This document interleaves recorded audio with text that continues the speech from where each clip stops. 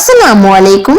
आज मैं आपके साथ शेयर कर रही हूँ बिल्कुल डिफरेंट स्टाइल से देगी आलू गोश्त। इसको हम झटपट बनाएंगे सिर्फ आधा घंटा में। तो वीडियो में दिए गए स्टेप को फॉलो करें और रेसिपी को एंड तक देखिए। रेसिपी अगर आपको पसंद आए तो लाइक कीजिए, शेयर कीजिए।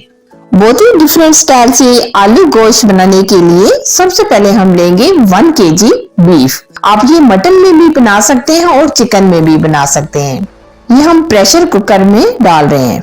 तो अब हम इसमें 2 अदद मीडियम साइज के प्याज ऐड करेंगे, 2 चम्मच के करीब लहसुन अदरक का पेस्ट शामिल करेंगे और 1 चम्मच हम इसमें नमक ऐड करेंगे। गोश्त को गलाने के लिए हम इसमें तकरीबन 2 गिलास के करीब पानी ऐड कर देंगे। आप बहुत ज्यादा भी पानी ऐड ना कीजिएगा क्योंकि गोश्त खुद भी पानी छोड़ता है। अब हम एक बार अच्छी तरीके से मिक्स कर देंगे और तकरीबन हम 12 से 15 मिनट के लिए प्रेशर लगा देंगे।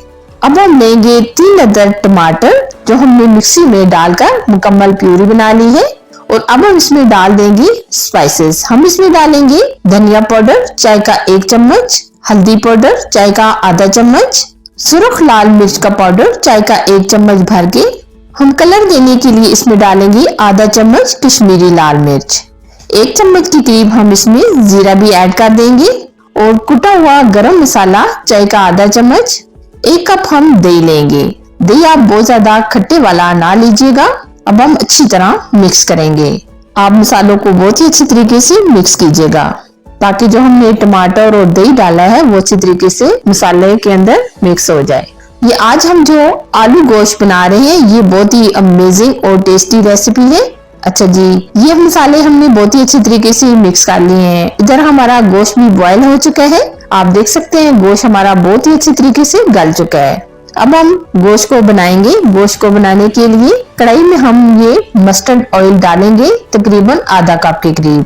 ये आज हम जो आलू गोश्त बना रहे हैं ये हम सरसों के तेल में बनाएंगे जो बहुत ही अमेजिंग और टेस्टी बनने वाला है।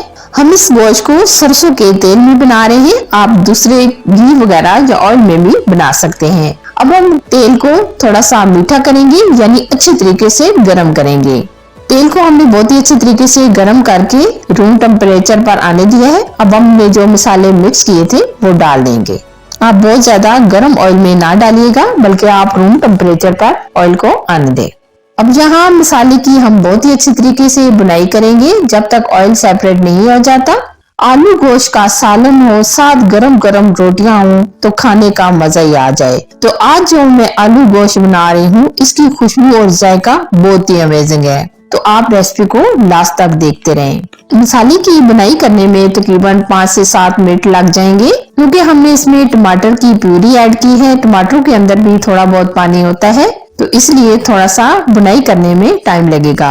आज हमने लो टू मीडियम रखी हुई है। बुनाई करते ही हम आप देख सकते हैं कलर एकदम रेड हो गया है और ऑयल बिल्कुल सेपरेट हो चुका है।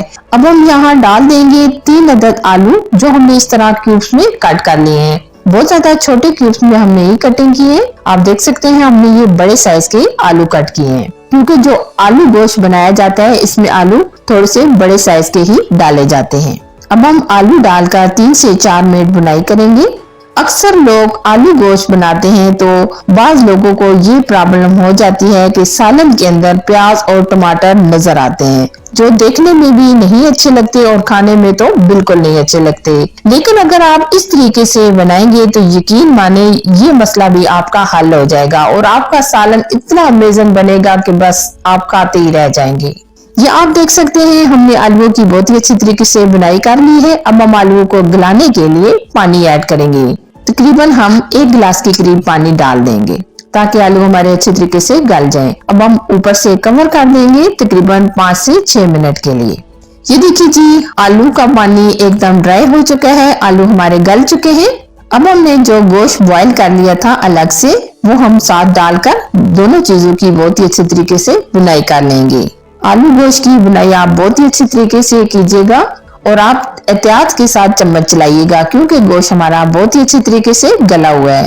अक्सर हमारे घर में छोटा मोटा कोई सा भी इवेंट हो तो हम ये आलू गोश्त लाजमी बनाते हैं क्योंकि सब लोग इसको खाना बहुत ही पसंद करते हैं। अक्सर दस्तरखानों की रौनक आलू गोश्त से ही बनती है।